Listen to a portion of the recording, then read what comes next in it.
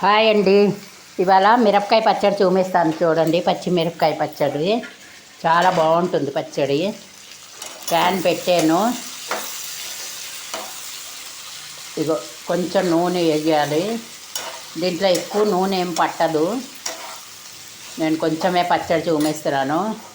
ఒక 18 మిరపకాయలు వేసాను. దుక్కలాడిది ఎండు ఉండకూడదు, పచ్చివి మంచి ఫ్రెష్ ఉండాలి. కడిగేసి ఆరబెట్టేసాను. ప్యాన్ పెట్టాను, నూనె వేసాను. కొంచెం జీలకర్ర వేయాలి. ఇగో జీలకర్ర వేసాను.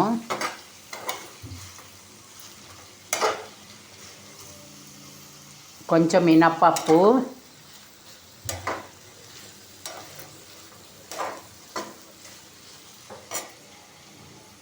ఇప్పుడు కొంచెం శనగపప్పు,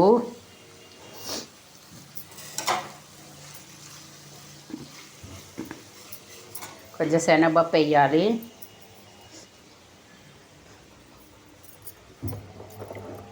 కొంచెం ఇంగువ, ఒక నిమ్మకాయ సైజు చింతపండు నానబెట్టి ఉంచాను నేను.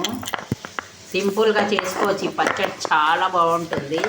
ఇది బాగా వేగనిస్తాను. చిల్ల అల్లం ముక్క, 17-18 పచ్చిమిరపకాయలు, కొంచెం కరివేపాకు, వెల్లుల్లిపాయలు అవన్నీ తరిగి కడిగి ఉంచాను. కొంచెం చూపిస్తాను. పోపు ఇగో 18 దగ్గర పచ్చిమిర్చి మంచి వేసాను. కడిగేసి ఆరబెట్టేసి ఒక చిన్న అల్లం ముక్క, ఇగో అల్లం ముక్క, ఒక 7-8 రబ్బలు దగ్గర ఎండుమిర్చి, ఇది వెల్లుల్లి 7-8 వెల్లుల్లి తరిగేసి కడిగేసాను. ఇగో 18 దాకా వేసానండి పచ్చిమిర్చి. మంచి ఫ్రెష్ పచ్చిమిర్చి కడిగేసి ఆరబెట్టేసి నీరు లేకుండా. శనగపప్పు, మినపప్పు, ఇంగువ వేసాను కదా. ఇప్పుడు ఎండుమిర్చి, కొంచెం కరివేపాకు, అల్లం ఇవన్నీ వేసి బాగా వేచాలి. తరిగి వేయిపోతే కోయేసి వేయిపోతే మొహం మీద తుల్లుతాయి. అందుకే మజ్జిగ ఇరక్కొట్టి పడియండి. ఇగో ఒక 7-8 ఇది వెల్లుల్లి రబ్బలు, కరివేపాకు రెబ్బలు కడిగేసి శుభ్రంగా నీరు పోయాక వెయ్యాలి. ఇవన్నీ కలిపి వేచాలి. బాగా వేగనిద్దాం. మనం వేగనిద్దామంటే ఇద్దాం ఒరుగులా చెయ్యొద్దు. కొంచెం వేచాలి. పచ్చిపోయినంత పోపంతా వేగాలి. చూడండి, ఇందులో పోపు ఏమీ వేయరు. బస్ ఇవే పోపు వేసాం కదా, ఇలాగే రుబ్బుకోవాలి. అన్నంలో కలుపుకొని తింటే భలే ఉంటుందండి. చాలా టేస్ట్గా ఉంటుంది పచ్చడి. చూడండి, శుభ్రంగా వేచుదాం. చూసారు కదా. ఇప్పుడు సరిపడా ఉప్పు వేద్దాం. ఉప్పు వేసి కలిపేసి కొంచెంసేపు మూత పెట్టి ఉంచుదాం. కొంచెం అది పచ్చిమిరపకాయలు కొంచెం మగ్గాలి. కొంచెమే పచ్చడి నేను ఈ పూటకే చేస్తున్నాను. మీకు కావస్తే చేసుకోవచ్చు. నీళ్ళు పోయకుండా రుబ్బేరనుకోండి ఉంటుంది, ఒక 2-3 రోజులు పైనే ఉంటుంది. నీళ్ళు వేసి పోసారనుకోండి. కొంచెం పసుపు, మనం అన్నంలో కలుపుకున్న చలికాలం తినవచ్చు, ఎండాకాలం కలుపుకుంటుంది. కానీ కారం ఉండదండి, కమ్మగా ఉంటుంది, చాలా బాగుంటుంది. ఇది ఒకసారి చేసి చూడండి ఎలా ఉంటుందో పచ్చడి. చాలా ఇప్పుడు అన్నంలో కలిపి చూపిస్తాను మీకు. పచ్చడి అయ్యాక చూద్దరు కానీ అంత టేస్ట్గా ఉంటుంది పచ్చడి. చూద్దాం.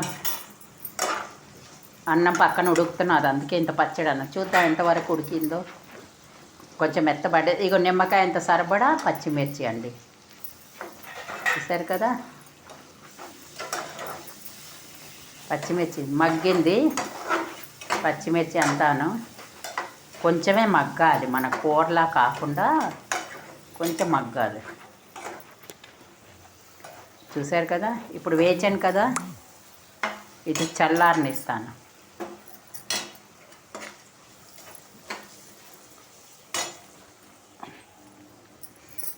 ఇది చల్లారేక రుబ్బేసి కొంచెం అన్నం కలుపుకొని మీకు చూపిస్తాను రండి. చూడండి, ఇంత పచ్చడి ఇంత ఒక 18 వేస్తే. చూసారు కదా. కొంచెం పచ్చడి వేసుకుని వేడివేడి అన్నం వేద్దాం. ఇంత అన్నంలో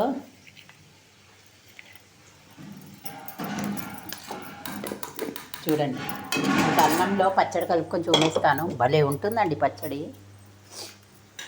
తిన్నారంటే తినేస్తారు. ఈ పచ్చిమిర్చి నల్ల పచ్చిమిర్చి ఉంటాయి చూడండి, ఎర్రగా ఉంటాయి. అవి పచ్చడి చేసుకోకుండా ఈ కడుపు మండిపోతుంది.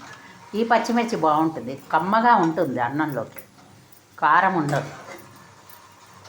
చూసారు కదా, చాలా బాగుంటుంది. ఇందులో పోపు వేసుకుంటే వేసుకోండి, పోపు అక్కర్లేదు.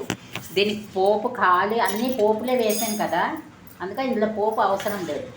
మీకు వేసుకోవాలంటే మినప్పప్పు, ఆవాలు, బస్ అంతే. పచ్చిమిర్చి, ఇది పచ్చిమిర్చి అంటాను, కరివేపాకు అంతే వేసుకోవాలి. ఇంకేం పోపు ఉండదు. పోపు వేసే మనం వేచుతున్నాం, ఇంకా పోపు అక్కనే లేదు. చూసారు కదా.